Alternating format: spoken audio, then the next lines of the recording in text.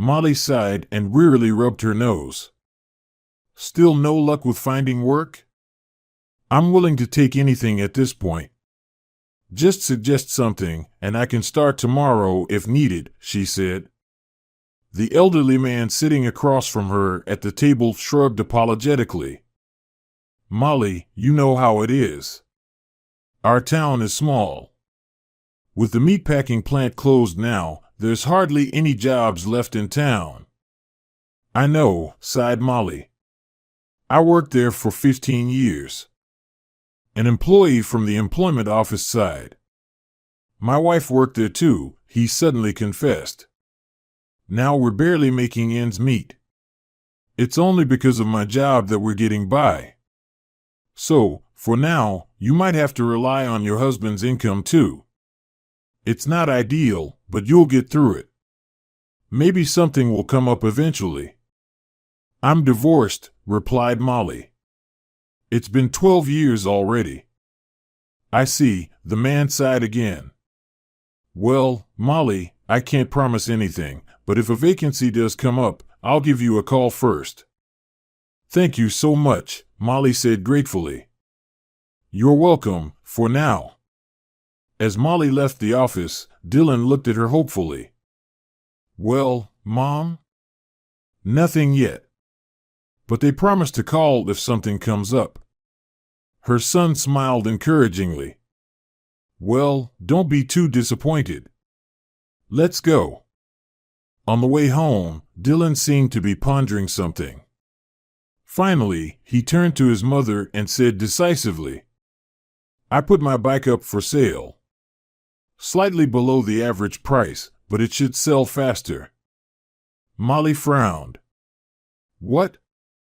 I won't allow you to sell it. You love riding it so much. I'll definitely find a job soon. It's my bike, reasoned her son, and I decide what to do with it. For his 13 years, he was remarkably mature, unlike other boys his age. And anyway, Dylan continued, smiling cunningly, if you find a job soon and everything goes well, we can buy a new bike, right? Or are you just saying that to calm me down? We agreed not to lie to each other, remember? Molly chuckled. I'm not lying. I'm just trying to stay positive and be optimistic. Okay, me too. They walked in silence for a while, each lost in their own thoughts. Then Dylan asked, Mom? What? Molly responded, maybe we should move from here to a bigger city where there are more job opportunities. She sighed. I've thought about that too, but how can we leave Grandpa Alex alone? We only visit him once a week anyway. It's hard to visit more often because of work. And he barely even remembers you, Mom. Let alone me, Dylan added. Dylan, that's not true. Sometimes he remembers things. Yeah, sighed her son. Like how your parents died in the accident and all. That's when his dementia started, right? Molly gave her son a stern look.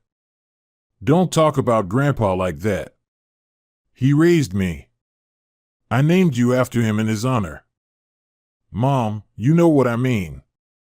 She sighed. I understand.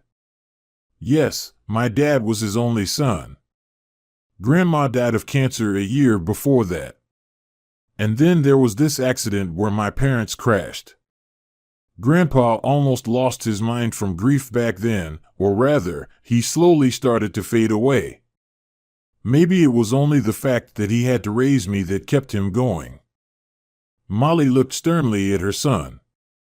I'm not suggesting that. Actually, we were talking about if we visit him less often, he won't notice. Besides, if you don't find a job soon, we won't have the money to pay for Grandpa's nursing home.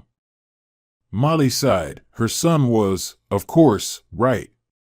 She understood that herself, but didn't want to admit the obvious. And Dylan, as always, reasoned logically and objectively. All right, honey, let's go, she replied. Just not too far away, and we need to find work and housing there first. Dylan nodded contentedly. Don't worry about that, Mom, I'll take care of it. If her son said he would do something, he would. And where did he get so smart and sensible?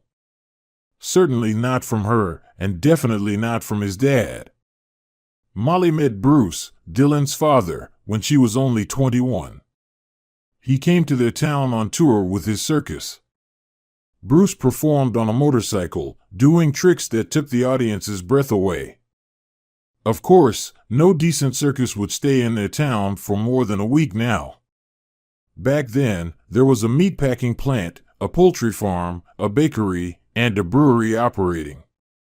Tens, if not hundreds of thousands of people worked at these enterprises. Their young town was full of youth who needed to have a good time after a hard day's work. And the circus stayed there for several months.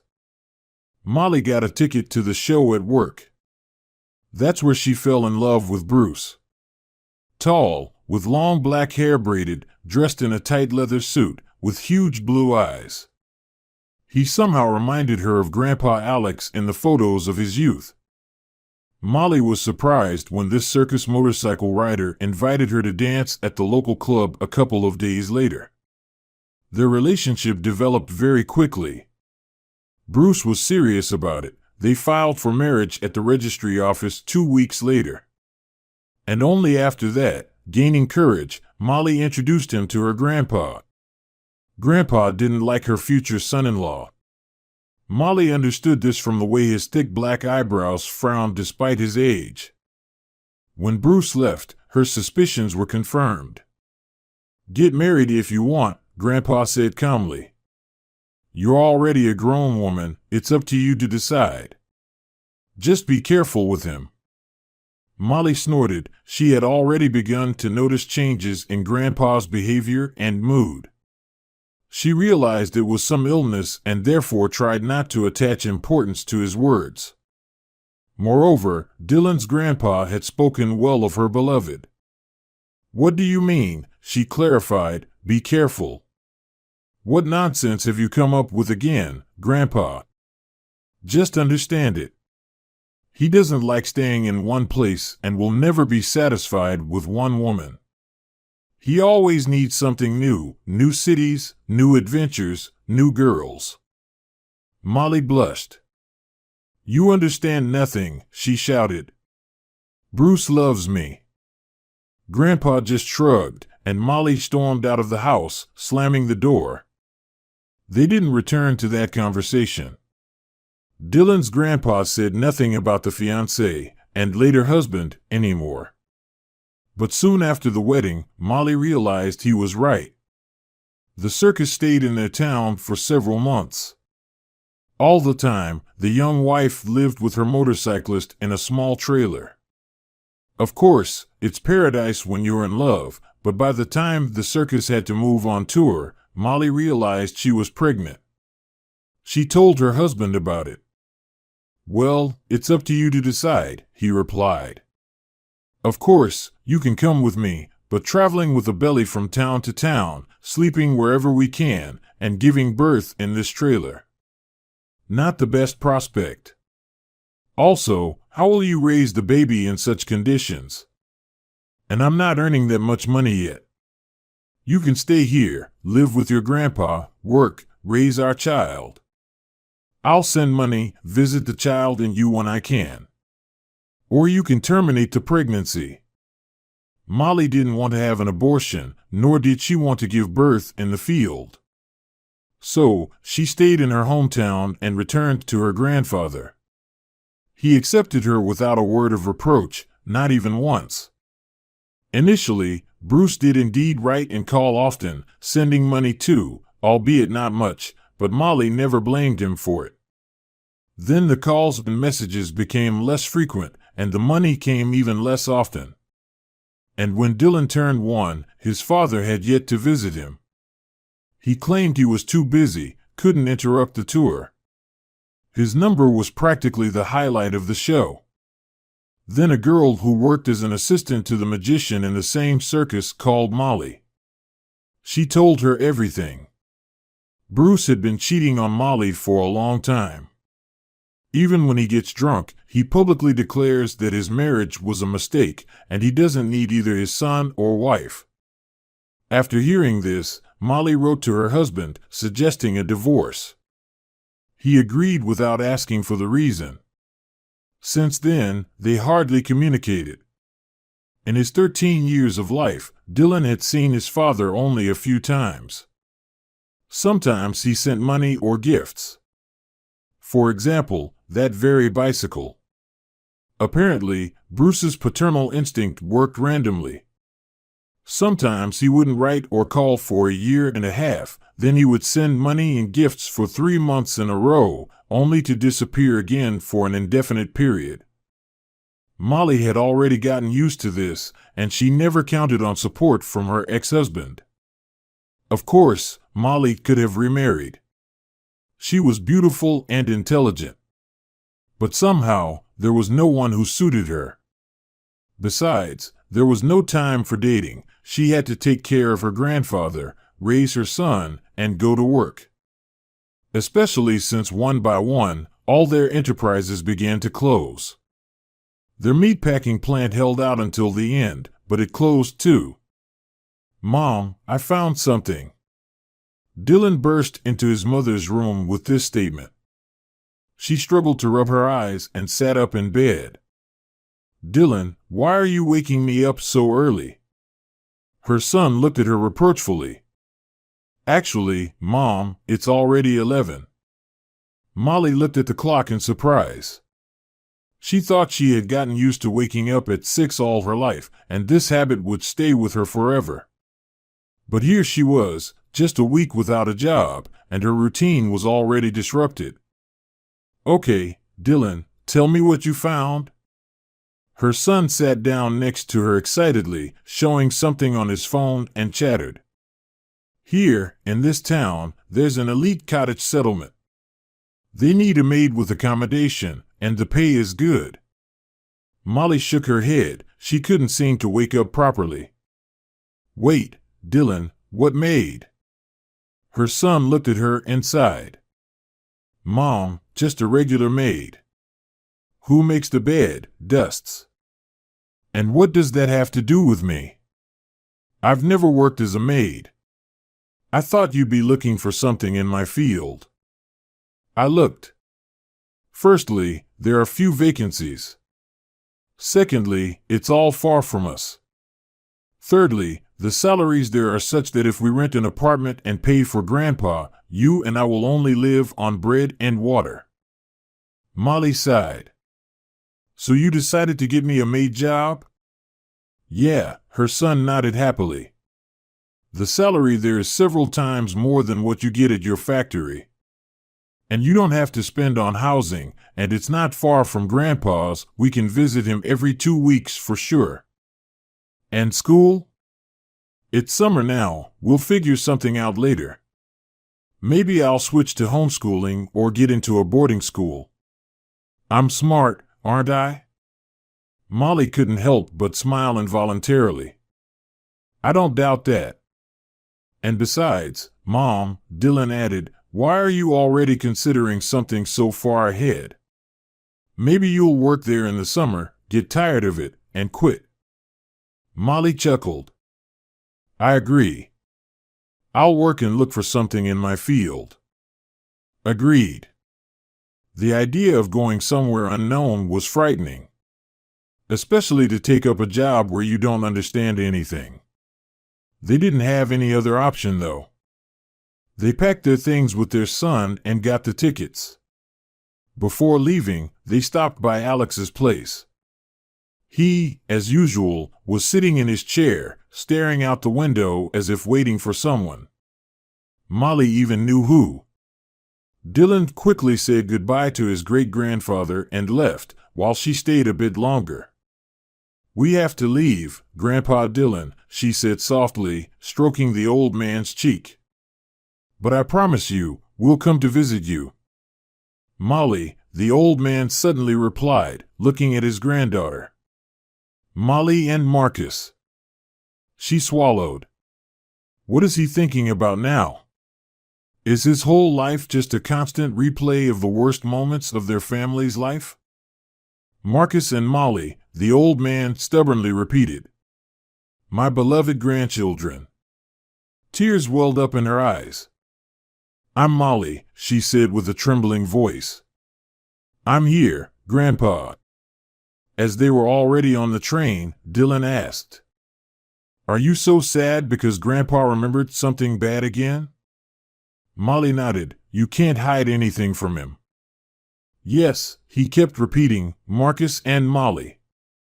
Marcus, is that your deceased brother? Yes.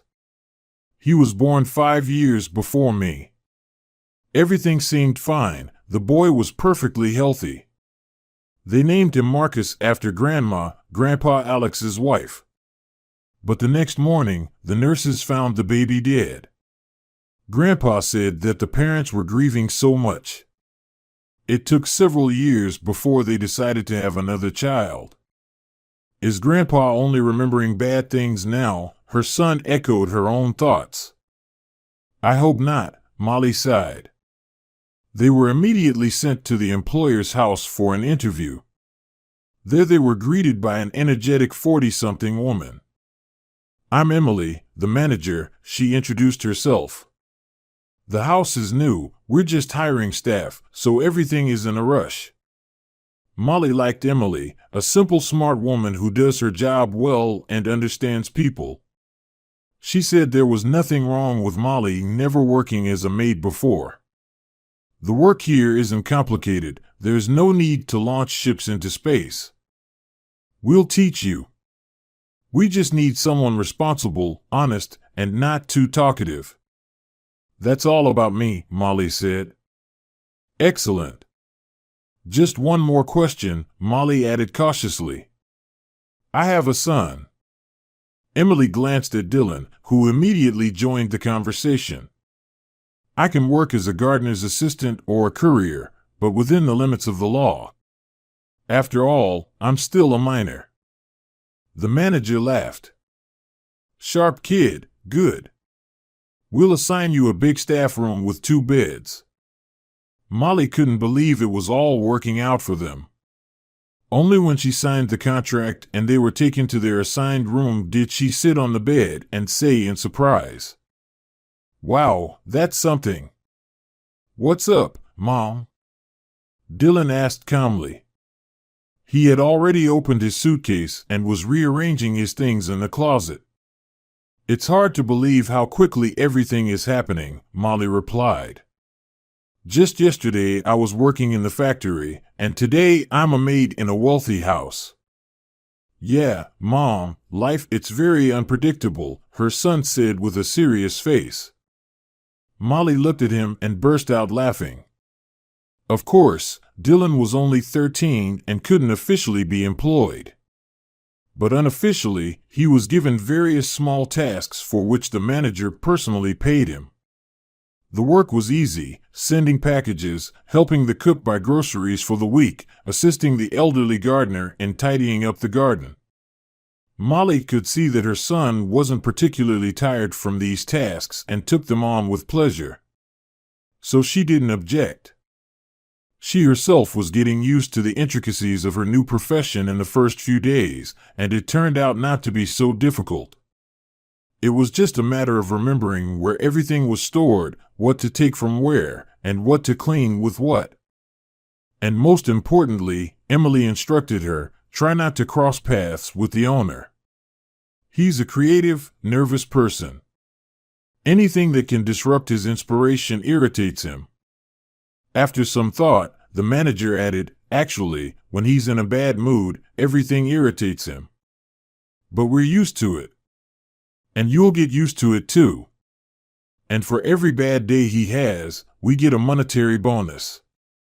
Is it really that bad? Is he going to throw dishes at me or push me down the stairs? Molly asked sarcastically. Emily smiled. No, nothing like that. But morally, it's worse. However, you'll see for yourself. I think in 15 years of working at the meatpacking plant, there weren't any words I hadn't heard, Molly replied. Don't rush to conclusions. The owner earns his living by directing and producing various music videos, commercials, and so on. They say he can curse the entire shooting day and never repeat himself.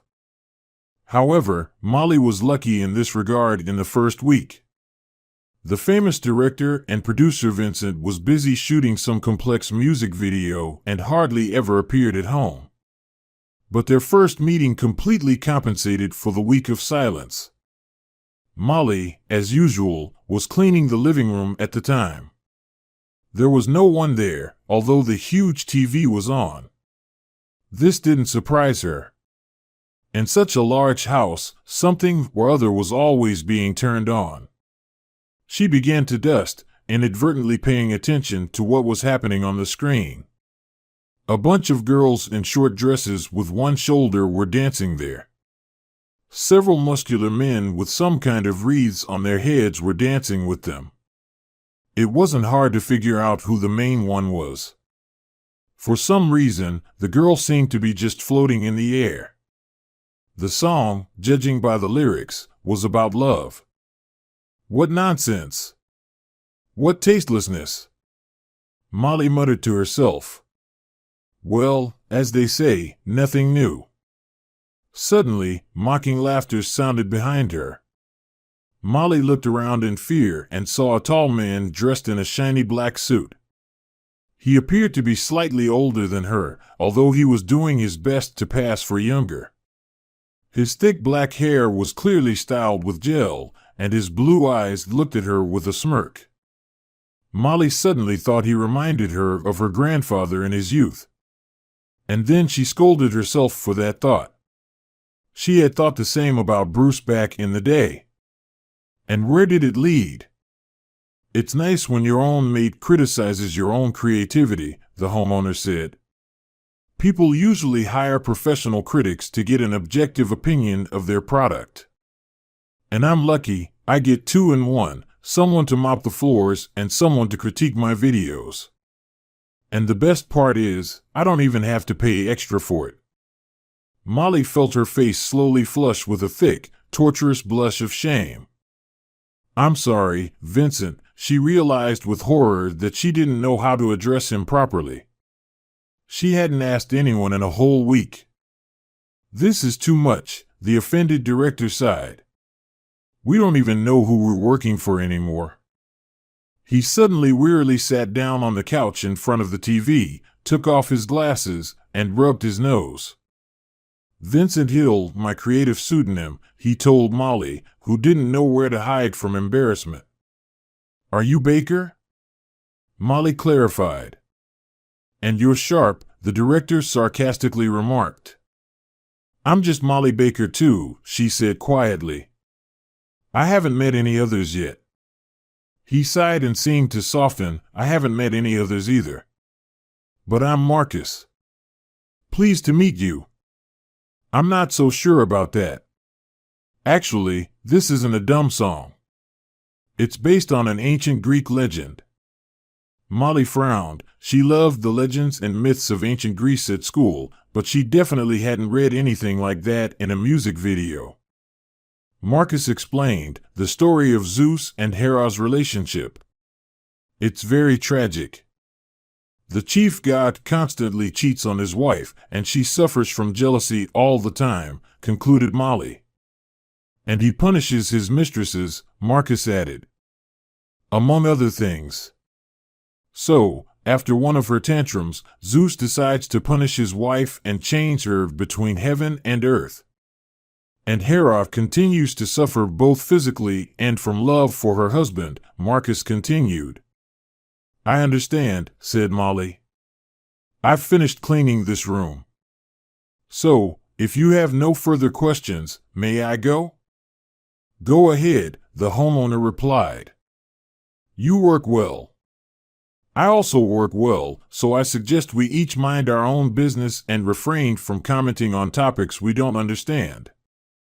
Understood, Marcus, Molly said, fearing she might get fired for her outburst. However, it seemed the homeowner didn't even inform anyone about what happened. She only told her son. He, unlike his mother, wasn't particularly frightened. "Mom," Dylan said, "if he's a reasonable person, he won't make a big deal out of it." Molly sighed. "I'm not sure about that. He's quite temperamental." "He seemed normal to me," her son retorted. "When did you get to know him?" Molly asked in surprise. "We bumped into each other in the garden once, chatted a bit. Everything was fine. Perhaps his mood swings dictate his behavior," Molly concluded. After that, every time she encountered Marcus, she tried to minimize their interaction. A few weeks later, she realized that the homeowner was actually very susceptible to mood swings. Sometimes he simply didn't notice her. Molly greeted him cautiously, but the famous director, whistling casually, went about his business. If Marcus had a bad day, he wouldn't miss the chance to talk to her. "How are you today, my esteemed Molly Baker?" he would ask. "Have you watched many of my clips? I'm eagerly awaiting your strict but fair assessment." On such days, Molly clenched her self-control to refrain from telling Marcus what she really thought of him and his work. She politely smiled and said nothing in return. Her son met the homeowner much more often than she did. And in Dylan's eyes, Marcus Baker was more of a positive character. "He's just a very unhappy person, Mom," his son defended him. "Just very lonely and traumatized." Molly was setting the table for dinner. Today she had done a thorough cleaning and was very tired. Vincent had almost driven her mad with his sarcasm, and now Dylan was defending him. "Unhappy? Dylan, do you know how much he pays me? The hardship bonus this month was half of my salary. And I'm just one of the many in his staff. Can you imagine how much money he has?" Her son looked at her seriously. "Money doesn't buy happiness, Mom." Molly smiled. "Of course. I used to think that too. He was raised by a mother who died when Marcus Baker just entered college. Besides her, he had no other relatives. He didn't know his father.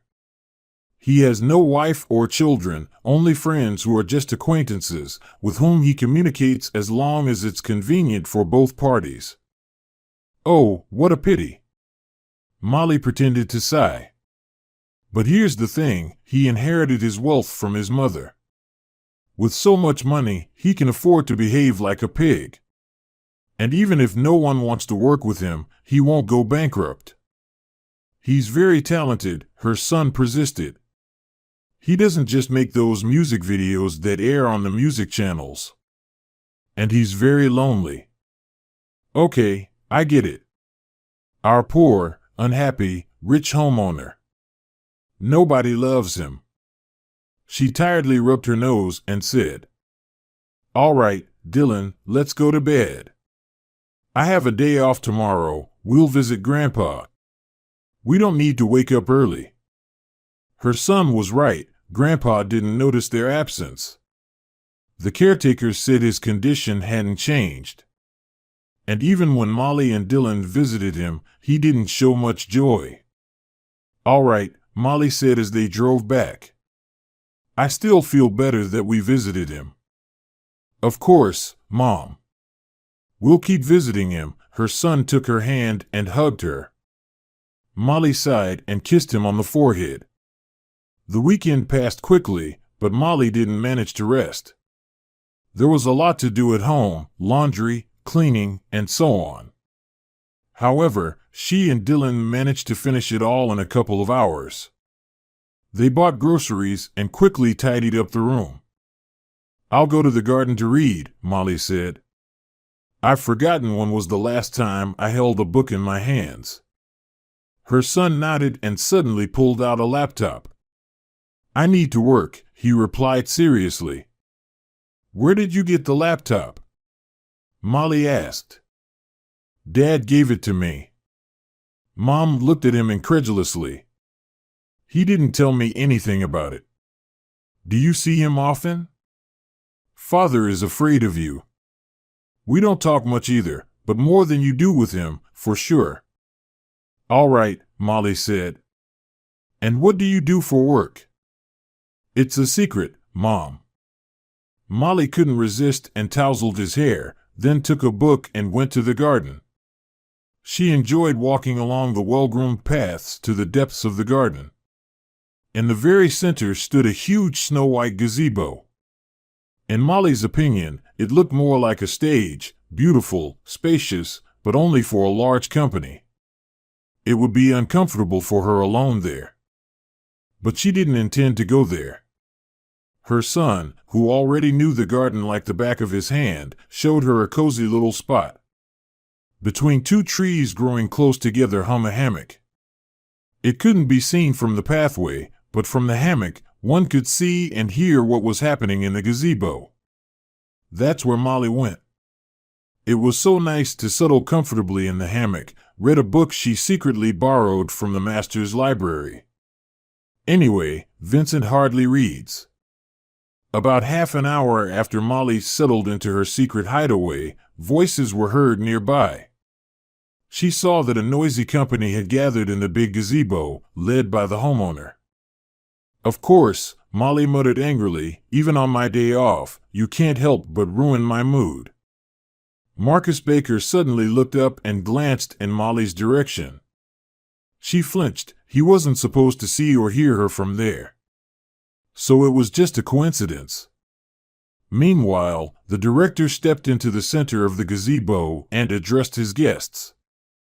My dear friends, I am very grateful to you for agreeing to make this gift for me.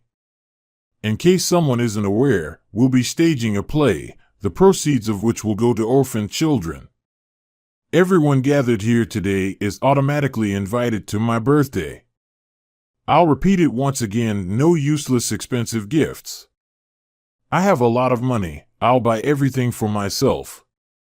But your participation, which will draw attention to our play and help raise more money, and most importantly draw attention to this problem, is what I'll always be grateful for.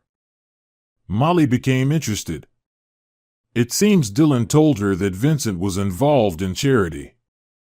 But she missed it before, and now she had the opportunity to watch the rehearsal of the future charity play almost from the front rows. Over the next 2 hours, Molly didn't even open her book. She watched the rehearsal without interruption and for the first time thought that Marcus was indeed a talented person. The play he directed was completely different from all his previous works that Molly had seen. This was a staging based on a new script. Molly had been to the theater only a couple of times, but even she found everything understandable and interesting. And all thanks to Marcus. He didn't shout or boast about his money and titles here. On the contrary, he was extremely calm and collected. Let's imagine that the audience is here. The director pointed to where the thick foliage hid Molly from his sight. Then there will be the stage here, someone from the guests logically noted. Molly thought Vincent would interrupt the impudent man, but he just smiled and nodded. Correct, he continued.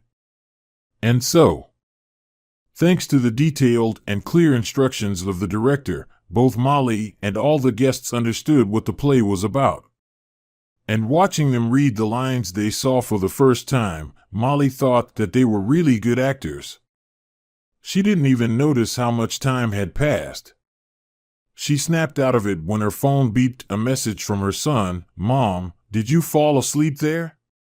Molly smiled and replied, No, everything's fine. I think I'll be home in half an hour to an hour. The guests were already dispersing. The rehearsal was coming to an end. Molly buried herself in her book. Interesting, suddenly came a familiar voice nearby. Molly almost fell out of the hammock from surprise. What are you talking about? She decided to clarify. I don't even know. Probably about everything. And about the book you stole from my library, and about the rehearsal you've been watching for 2 hours. Molly felt herself blushing again. "How did you know?" she asked. Marcus laughed. "It's still my house. I've explored every nook and cranny here, including this place." "Oh," was all Molly could manage. "I'm sorry. I didn't mean to eavesdrop. Just came here to read." "Got it." The homeowner suddenly lost interest in the conversation. Without saying another word, he turned and left. Marcus didn't even mention this conversation to her later. He acted as if nothing had happened. From this, Molly concluded that the situation didn't bother him much. Of course, she returned the book to its place after reading. And she also tried to attend the rehearsals, which now took place in the garden 2 or 3 times a week. Marcus probably knew about it, but he didn't pay any attention to her. Overall, he seemed to have become a bit calmer. Molly knew that she and Dylan had almost become friends. "It would be great if I had such an uncle," her son sighed. "Cheerful and rich." "Yes," Molly replied. "That's exactly what we lack in normal relatives." She didn't discuss it with her son, but somewhere deep inside, she understood that her attitude towards the homeowner was gradually changing. Of course, he had many flaws. But at the very least, one couldn't deny that he was a talented director. "And why does he make those silly music videos?" Molly asked her son at one point. "I can see from this play that he's capable. Why waste his talent on such nonsense?" "Mom, why are you acting like a child? It's business. Even famous directors do this. They shoot something for the studio that brings in easy money. And that gives them the right to do what they like. To make some good, but not commercially viable films." Molly said thoughtfully. "I hadn't even thought about that." When did she have time to think about it, anyway? She had her own worries. She had to visit her grandfather, raise her son, save money, and also look for a new job. Molly didn't forget about that either. But there were really no suitable vacancies. Either she had to go somewhere far away for a small salary.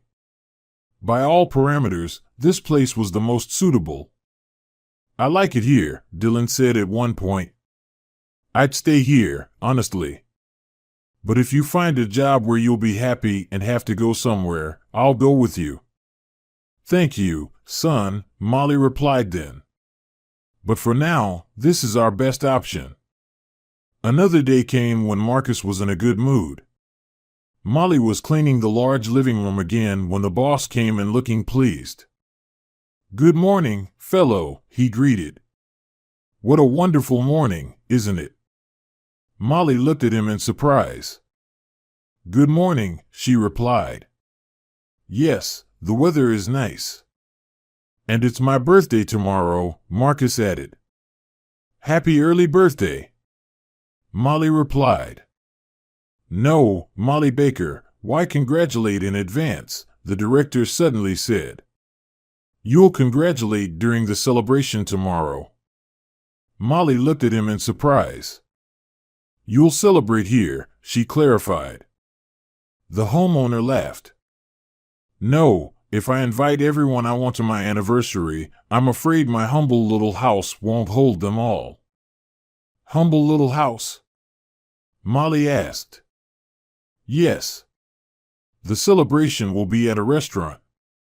The date, time, and place are all specified in the invitation I gave to your son. So, I expect both of you to be there tomorrow. Don't worry about transportation, I'll send a car." "But..." Molly didn't understand what was happening. "I work tomorrow." Marcus Baker sighed. "How great it is that I'm your employer." "You have a paid day off tomorrow," he announced. What is he up to? Molly thought. "I'm sorry, Marcus," she said firmly, "but we're not that close, so I can't accept your invitation. I'm just your housekeeper." A correction, for now, you're my housekeeper, he emphasized. Do you mean you'll fire me if I don't come to your birthday party? You didn't fire me for speaking badly about your work, for taking your collectible book, for eavesdropping on you and your guests in the gazebo. And now you'll fire me for this? Why do you need this? Consider it a whim of an abnormal rich man.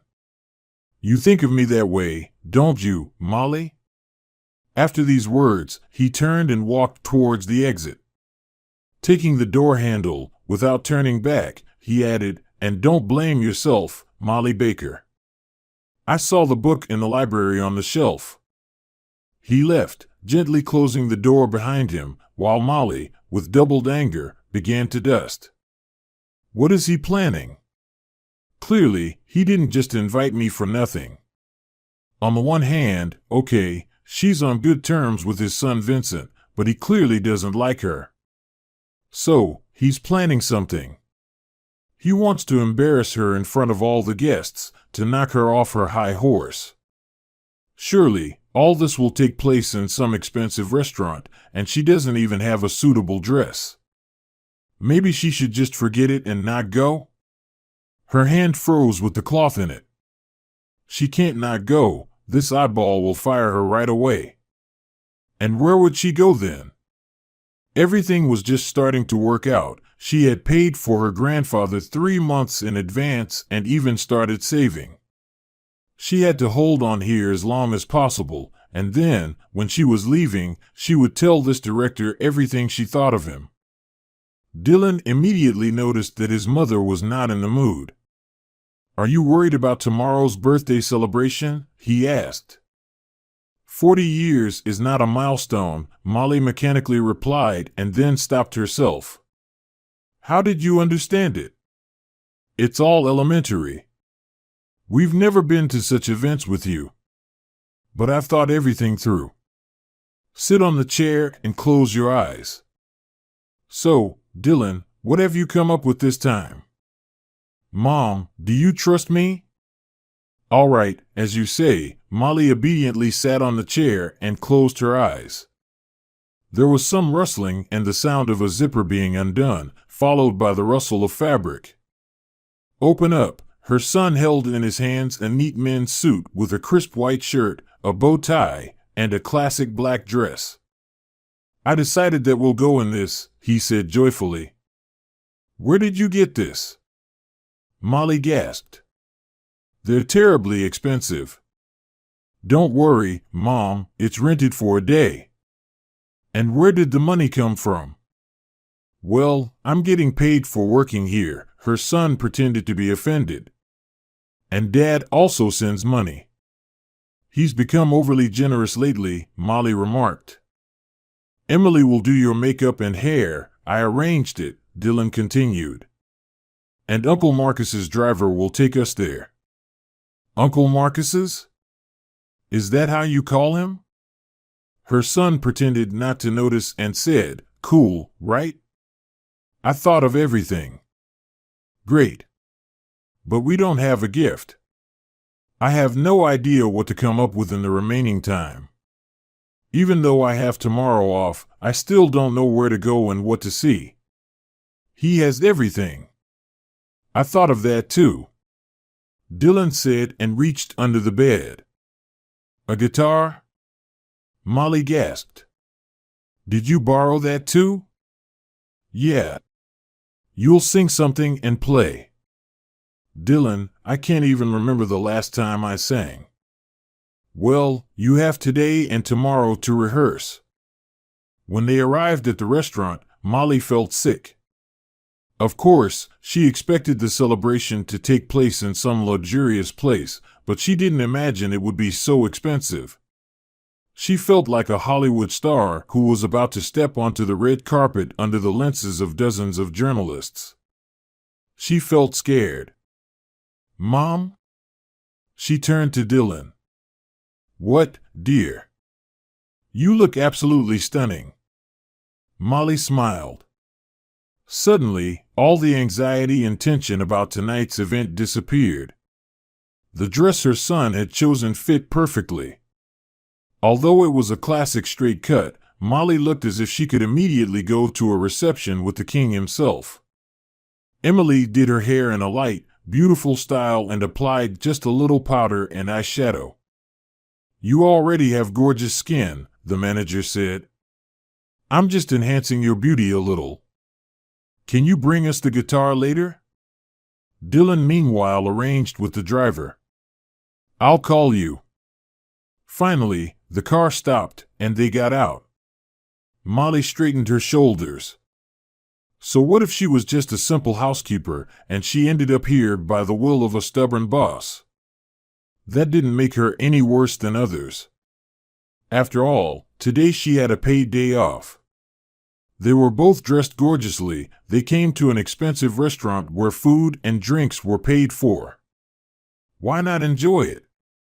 The evening was sure to be unforgettable. And it was. Most of all, Molly was surprised that her son felt so comfortable here. He easily chatted with completely unfamiliar people, of whom there were an unimaginable number. As for Molly herself, she simply sampled appetizers and drank champagne.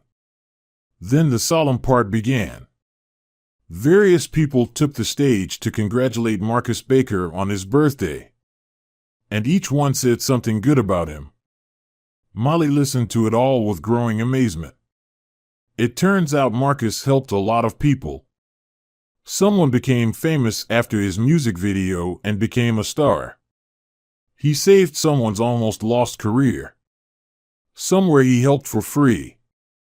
He gave money to someone, introduced them to the right people, or gave recommendations.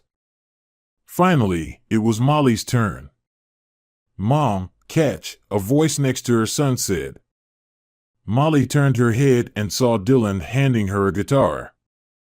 "Thank you," she replied. Molly took the instrument and walked to the stage. She noticed her legs trembling slightly. But she quickly told herself to pull it together. What's to fear? It's just some restaurant hall. She had traveled with the orchestra in school and performed in front of huge halls when she was just 10 years old. What was there to be afraid of at almost 36? "Good evening, everyone," Molly said into the microphone. All the guests instantly fell silent and stared at her. She noticed the birthday boy, who also fell silent and looked attentively at her. "Tonight, I've heard many good words about Marcus Baker," Molly said. "Unfortunately, I can't join in and say something similar." The room was so quiet you could hear a fly buzzing. Molly continued. "Because, unlike you, I've only known him for a few weeks. I've been working as a maid for Marcus for only the second month." The guests murmured, someone laughed, someone snorted. Marcus smiled. "So I won't bore you with the same old banal wishes and will just move on to the gift," Molly concluded. She sat on the chair prepared for her, adjusted the microphone, sat down, and checked the guitar. It was perfectly tuned. Molly looked into the birthday boy's eyes. Suddenly, he reminded her remarkably of Alex's grandfather from an old photograph. "So, the song," Molly said. Yesterday and this morning, she rehearsed a particular song. Of course, the lyrics were about a birthday. It was a very well-known song, and it was easy to play on the guitar. But now she suddenly caught herself playing the beginning of a completely different song. It was her mom's favorite song. Molly's only memory of her parents. She vaguely remembers only the image of her mom playing this song on the guitar and singing, while her dad rocked little Molly in his arms. As she grew older, she begged her grandfather to sing her this song. Molly learned it by heart and sang it many, many times. She even picked up the guitar to learn to play her mom's song. And then Molly played it many times for her son. And Molly sang. It was easy and calm for her. Her thoughts were somewhere far away. She didn't even notice herself playing the last chord. Only the thunderous applause brought her back to reality. Molly scanned the room, Most of the guests stood up, and almost everyone clapped loudly. Someone whistled, someone shouted bravo. Molly found her son's eyes. He was smiling broadly. But the birthday boy was nowhere to be seen. Molly stepped off the stage and approached Dylan. "Mom, that was just magnificent." She nodded. "I'm a bit tired. We've congratulated the birthday boy. Maybe we should go home?" Almost a week after that, Molly didn't meet the homeowner.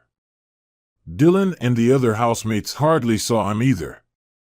Molly never understood if it had anything to do with her performance or if Marcus just had urgent matters. On her next day off, she went early in the morning to read in her secluded spot.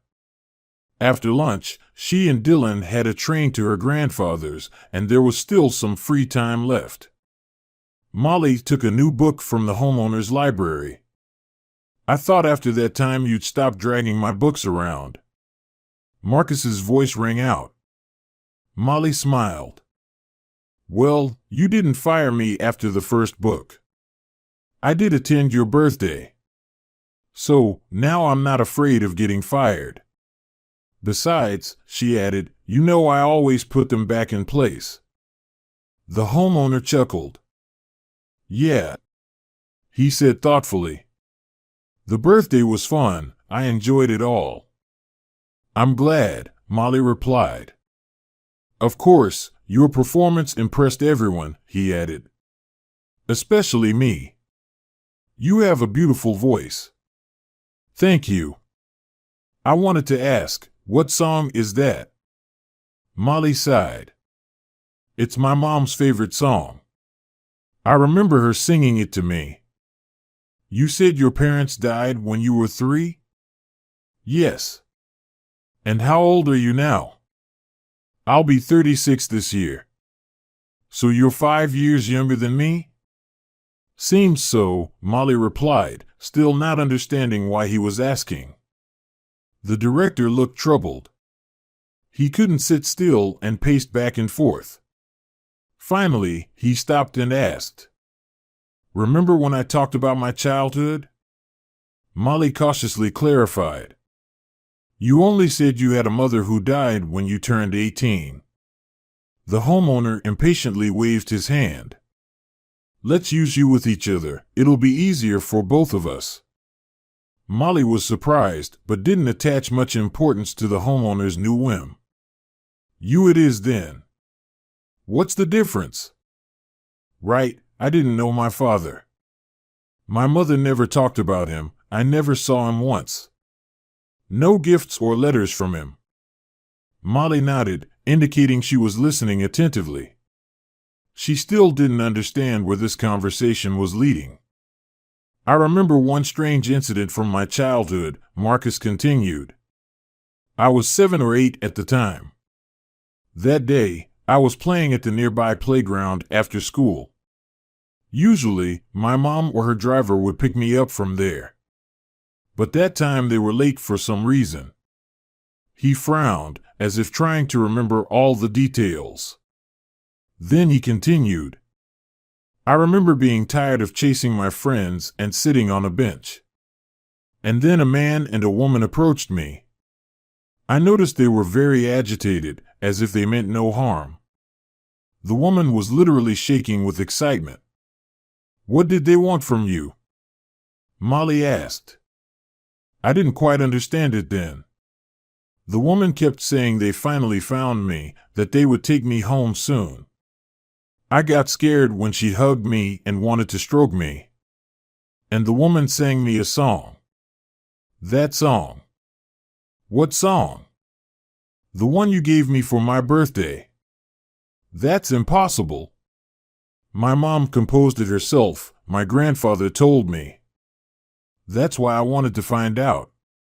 Molly rubbed her nose. "Wait a second. How did that meeting end?" Marcus sighed. "My mom's car pulled up. As soon as they saw her, they ran away." "Did you tell your mom what happened?" "She said not to worry, that they were just some weirdos." "Have you ever seen them again?" Molly asked. No, never again. I guess now I need to tell you something too. Maybe this information will complete the puzzle. Although, to be honest, I couldn't piece it together entirely. Molly told him about her little brother who died at birth. Marcus listened attentively and only bit his lips.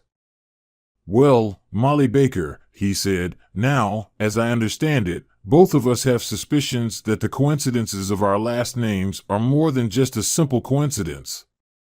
But how do we find out? Molly sighed. Practically all the participants of those events are either dead or were infants, except one. But it's far from certain that he'll talk. As they were already on the train, Molly asked him, "What are you thinking about? You look kind of grim." "About my mom. If everything we've been thinking about in the past few hours is true, she doesn't come out in the best light in front of us." Molly, gathering courage, tightly squeezed his hand. "It's too early to talk about it. We can only guess. So far, all the facts point to that. But you're right, let's not draw conclusions until we meet Grandpa Alex." Molly looked at him. "As I've said before, he's in very poor condition. There are periods of clarity, but you never know when they'll happen. The older Grandpa got, the rarer they became." "I understand, Molly," Marcus replied seriously. "But it's better than not trying." She feared Marcus would be horrified by the conditions Grandpa was living in. He probably had never seen such a facility in person, but the director remained quite composed. "How's Grandpa doing?" Molly asked the nurse. "As usual," she replied. "And you're here today without your son, but with a suitor?" "He's my brother," Marcus replied. "I'm sorry." Grandpa looked as usual. Molly approached closer and sat in front of him. "Grandpa Alex," she called. His pale blue eyes stared at her for a second, then looked out the window again. "I'm not alone today, Grandpa. Marcus is with me." She thought she saw a flicker on Grandpa's face. "Remember?" She continued. "When I came to you recently, what did you say to me?" Grandpa didn't react. "You said Marcus and Molly are my grandchildren," she reminded him. "Marcus is with me." "Marcus?" the old man weakly asked. The director approached closer and sat so his face was at the level of the old man's eyes. "Marcus, it's me," he said. "Marcus," the old man slowly repeated. "You have our eyes." Molly suddenly smiled. "What is he talking about?" The director didn't understand. "All the men in our family have big blue eyes and black, slightly curly hair," she explained, adding, "You resemble my grandfather when he was young. I've thought about it several times." "Yes," the grandfather said. "Very much alike." "Grandpa," Molly said cautiously, "did you know Marcus is alive?" Grandpa Alex shook his head. "Your parents suspected it," he said.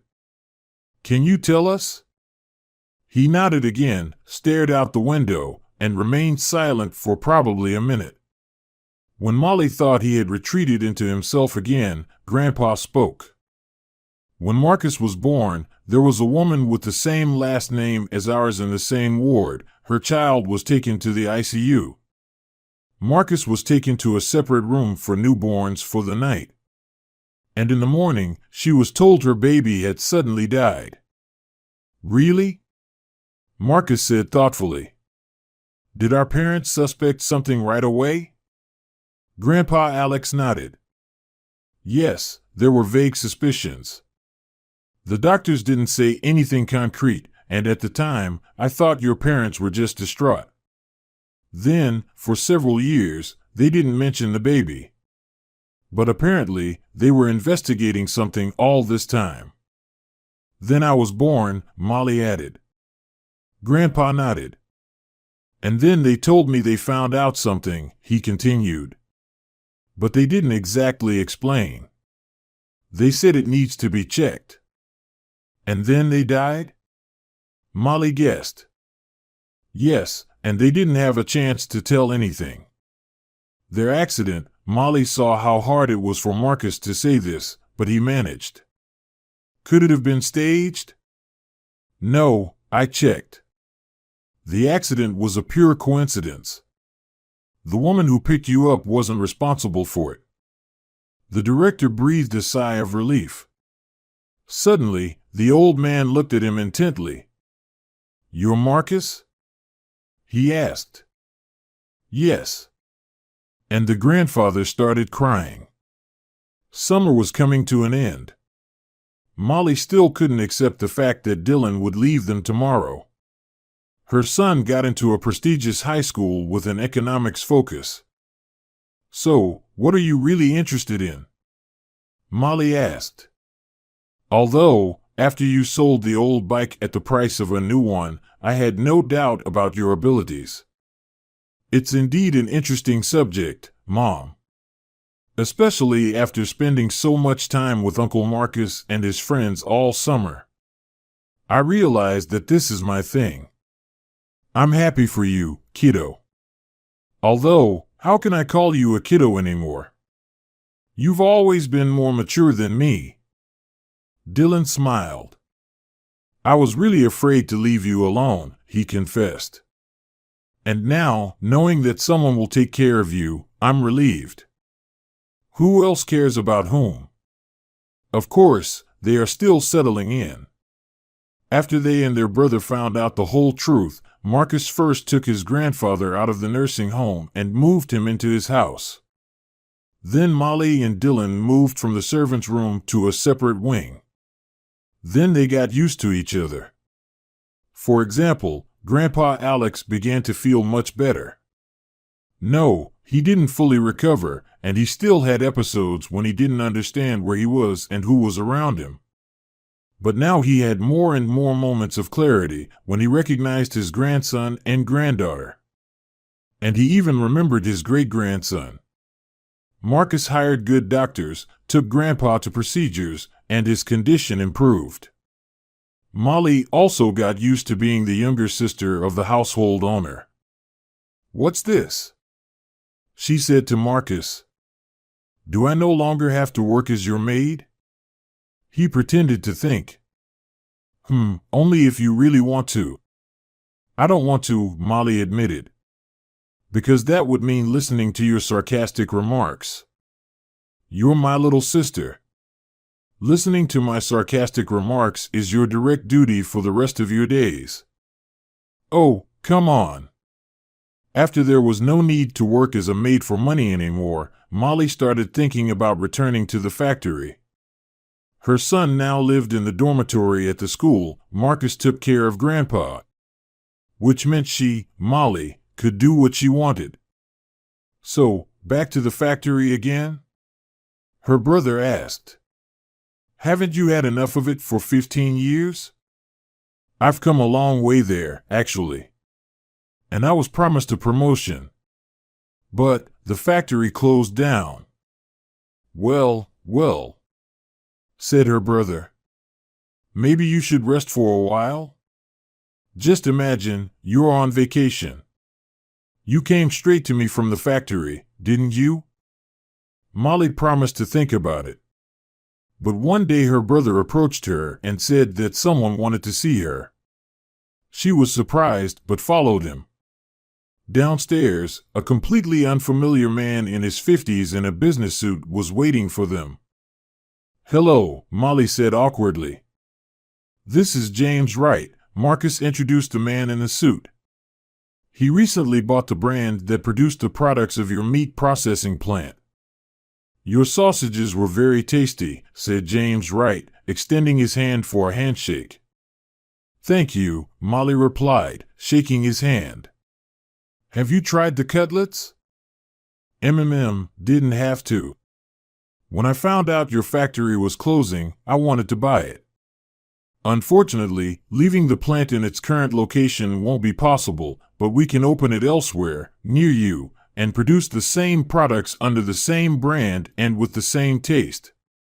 "That's great," Molly replied, not understanding what it had to do with her. "James Wright needs an experienced consultant," her brother suddenly intervened in the conversation, "who knows the product inside and out. From the inside, so to speak." Molly stared at them in confusion. "Are you talking about me?" "Of course," James Wright replied. "Marcus said his younger sister has worked at this meat processing plant for half her life and can help me." Seeing her bewildered expression, he added, "Not just like that, of course. I want to offer you a job. Most likely, a permanent one." "Oh," Molly could only say. "I don't even know what to say." "I understand," nodded James Wright. "I'll leave this folder for you. All the terms of the job are there. You have a week to think it over, then I'll expect an answer." He left a thick folder with documents on the table and left. Molly turned to her brother and squinted. "Why did you arrange all this, little brother?" He calmly smiled. "Why not? James and I are old friends. He was worried that he bought the brand but couldn't find an expert. And I knew you, so it all came together. Just a coincidence." "Of course." Molly agreed to Mr. Wright's offer. Although she was scared, she didn't regret it. It was nice to come back to her hometown and show others. Teaching them was also interesting. Molly was grateful to her brother for such help. When Dylan first came home for the weekend, it was already deep autumn. "You're just in time," Molly said to her son and kissed him on the cheek. "We're about to have dinner." When everyone sat down at the table, Dylan looked surprised at the dishes in front of him. "Is this all from our meat processing plant?" Molly smiled. "Well, not exactly from that same one, but the taste is the same." Dylan frowned suspiciously but tried the cutlet. His face lit up with a smile. "Indeed, it's the same." "Ah, it's all thanks to my sister," Uncle Marcus said proudly. "Or you, who suggested all this," Molly replied. "And don't forget about Grandpa," suddenly grumbled Alex. Everyone laughed. Marcus poured champagne into glasses and made the first toast. "All my life I thought that life gave me a lot. I was born into a wealthy family, easily got into the institute I wanted.